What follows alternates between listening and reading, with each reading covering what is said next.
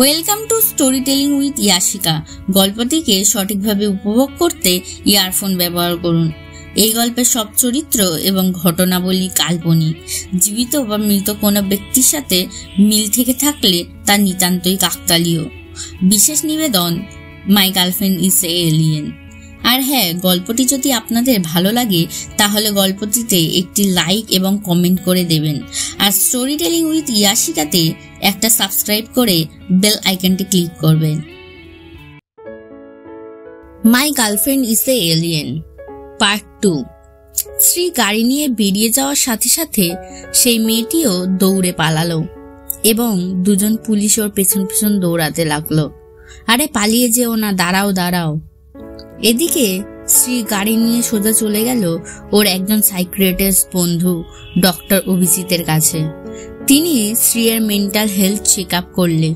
উনি বললেন, দেখো শ্রী, পরিবারের মানুষগুলো কখনোই একটা মানুষের জীবনে এইভাবে এফেক্ট ফেলতে পারে না, আর কারোর ব্যক্তিগত সম্পর্কের উপরে তো কখনোই না। আমার মনে তোমার ব্যাপারটা বেশ জটিল। যেহেতু তোমার মায়ের মৃত্যু কোনো এক ঝড় বৃষ্টির দিনে হয়েছিল, সেহেতু ঝড় বৃষ্টি হলেই তুমি তোমার সব গার্লফ্রেন্ডকে ভুলে যাও এবং মায়ের স্মৃতিতে ডুবে যাও। তখন আর গার্লফ্রেন্ডদের প্রতি কোনো আকর্ষণ কাজ করে না। একে মেডিকেল সায়েন্সের ভাষায় হেটেরোসেক্সুয়াল রাস্তায় পাশে একটা ল্যাম্পপোস্টের সাথে গিয়ে ধাক্কা খেতে যাবে বলা যেতে পারে। সেই মুহূর্তে ডক্টরের কথাগুলো শুনে নিজের দখলে করে নিয়ে সজোরে গাড়িটিকে অন্যদিকে ঘুরিয়ে দেয়। আমার কি হ্যালুসিনেশনেও কাজ করে? হঠাৎ করে মনে হয় আমার আশেপাশে সবকিছু থেমে গেছে। ডক্টর অভিজিৎ বললেন, ক্লিনিক্যালি সেই রকম কোনো সিমটমস নেই। আমার মনে হয় বেশ কিছুদিন তোমার কাজের প্রেশার বেশি একটু রয়েছে, তাই এটাও কিন্তু কারণ হতে পারে। শ্রী, থ্যাঙ্কস আমাকে এত সাহায্য করার জন্য। ডক্টর অভিজিৎ, থ্যাঙ্কসের প্রয়োজন নেই, এতে আমার কোনো কৃতিত্ব নেই। তুমি তো স্কুলে পড়তে, এই সমস্ত সমস্যার কথা আমাকে বলনি কোনোদিন, সবসময় এড়িয়ে গেছো। শ্রী নিজের গাম্ভীর্য নিয়ে বলল, তোমার থেকে এসব লুকানোর জন্য আমার কোনো অনুশোচনা নেই। ডক্টর অভিজিৎ, আমি জানি শ্রী যে এতে তোমার কোনো অনুশোচনা নেই, আর তুমি অত্যন্ত বুদ্ধিমতী, দক্ষ এবং স্বাবলম্বী একজন নারী।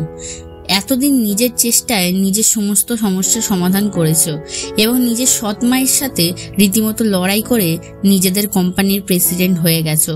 তবে দেখো, যা হয়েছে হয়েছে, এবার কিন্তু তোমাকে এই অসুস্থতা থেকে সুস্থ হতে হবে। আমার তো তোমাকে নিয়ে সবসময় চিন্তা হয়। ডক্টরের কথায় শ্রী নিজের দুহাত ভাঁজ করে অ্যাটিটিউডের সাথেই বলল, শুনে ভালো লাগলো। এবার আমায় আমার প্রেসক্রিপশনটা দাও আর কথা বলা বন্ধ করো। এরপর আবারও দেখা যায় সেই মেয়েটিকে, যে একটা পোস্টারের সামনে দাঁড়িয়ে দাঁড়িয়ে সেটা পড়ছিল। সেখানে লেখা ছিল, আমরা আজকে রাতে একটা ওপেনিং কার্নিভাল পার্টি রেখেছি। এখানে আপনারা ট্রপিক্যাল ডেসার্ট এক্সপেরিয়েন্স করতে পারবেন, ফেমাস মডেলও আসবেন। পোস্টারটা পড়ে মেয়েটি খুব উৎসাহিত হয়ে গেল। ও নিজের ব্যাগ থেকে সেই দিন দেখা মেয়ের চোখ মুখ ছাড়াই যে স্কেচটা বানিয়েছিল ওটা বের করে ওর উপরে একটা চুমু দিয়ে বলল, ও আমি তো ওকেই খুঁজছি। কথাটা বলেই আর সময় নষ্ট না করে হাতে কাগজটা নিয়ে দৌড়ে ভেতরে প্রবেশ করলো। সেখানে ঢুকতেই ও দেখতে পেল পার্টির জায়গায় লাল নীল আলোয় ভরা। চারিদিকে অনেক লোকজন, সকলেই নিজেদের মতো এনজয় করছে। কেউ ডান্স করছে, কেউ ড্রিঙ্ক করছে, খুব লাউড মিউজিক বাজছে। পৃথিবীতে এসে প্রথমবার এসব দেখে সেই মেয়েটি তো খুব মজা পাচ্ছে। সে কিছুক্ষণ স্থির হয়ে দাঁড়িয়ে চোখ বন্ধ করে একটা লম্বা শ্বাস নিল। ঠিক তখনই ওর ব্যাগ থেকে কুবরি বলে ওঠে, এই ওঠো। সেই মেয়েটি বলে, কুবরি, তুমি কিছু স্মেল পাচ্ছ?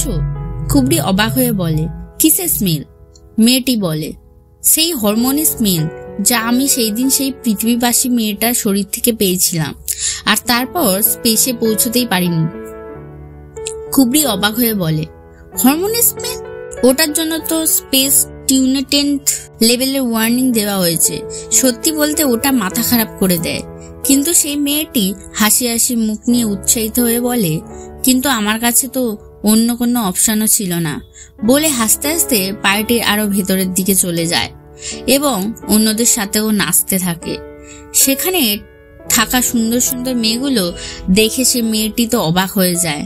নাচের মধ্যেই ও প্রতিটি মেয়ের সামনে গিয়ে তাদের চেহারার সাথে করা স্কেচটা মেলাতে থাকে, কিন্তু ও সেখানে কারোর চেহারার সাথে সেই স্কেচের মিল পায় না। ও হতাশ হয়ে একটা টেবিলে বসে বলে, না, তোমাদের মধ্যে কেউ ওই মেয়েটি নয়।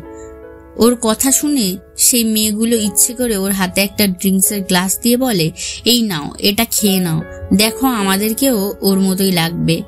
মেয়েটি তো ওদের কথা বিশ্বাস করে নেয় এবং উৎসাহিত হয়ে বলে, সত্যি? মেয়েগুলো বলে, হ্যাঁ, একদম সত্যি, কাম অন, চিয়ার্স। বলে ওই মেয়েগুলো সাথে সেই মেয়েটিও ড্রিঙ্কসটা খেয়ে নেয়। এক নিঃশ্বাসে ও গ্লাসের সবটুকু ড্রিঙ্ক শেষ করে ফেলে এবং এতে ও ভীষণই মজা পায়। ঠিক তখনই কুবরি ওর ব্যাগের ভেতর থেকে চিৎকার করে বলতে থাকে, এই শোনো, আর্থ সার্ভাইভাল ম্যানুয়াল এর বিচারে ড্রিঙ্ক করলে মানুষের মাথা খারাপ হয়ে যায়, এটা খেও না। কিন্তু সেই মেয়েটি কুবরিকে নিজের হাতে তুলে নিয়ে ওর দিকে তাকিয়ে নেশার ঘরে দুলতে দুলতে বলতে থাকে, কিন্তু এবার আমি কি করব? আমি তো অলরেডি এটা খেয়ে নিয়েছি, এবার আমার নেশা হয়ে গেছে আর আমি একটু এক্সাইটেড আছি। এই বলে কুবরিকে সামনে থাকা টেবিলের উপরে রেখে দেয় ওই মেয়েটি। কুবরিকে দেখে ওই বদমাশ মেয়েগুলো বলে, বাহ, তোমার কাছে দেখছি একটা কচ্ছপও আছে, আমাদেরও একটু দেখাও ওকে। বলে কুবরিকে ইচ্ছে করে ধাক্কা মেরে টেবিল থেকে ফেলে দেয় ওরা। কুবরিকে পড়ে যেতে দেখে মেয়েটির সাথে সাথে চেয়ার থেকে উঠে ওকে নিজের হাতে তুলে নেয় এবং কাঁদো কাঁদো স্বরে বলে, কুবরি, তুমি ঠিক আছো কুবরি? কিন্তু কুবরি কিছুই বলতে পারে না, আসলে ও কিছুটা নেতিয়ে পড়েছে। এই দেখে ওই মেয়েটি রেগে ওই বদমাশ মেয়েগুলোর দিকে তাকিয়ে বলে, তোমাদের মধ্যে কে করলে এটা?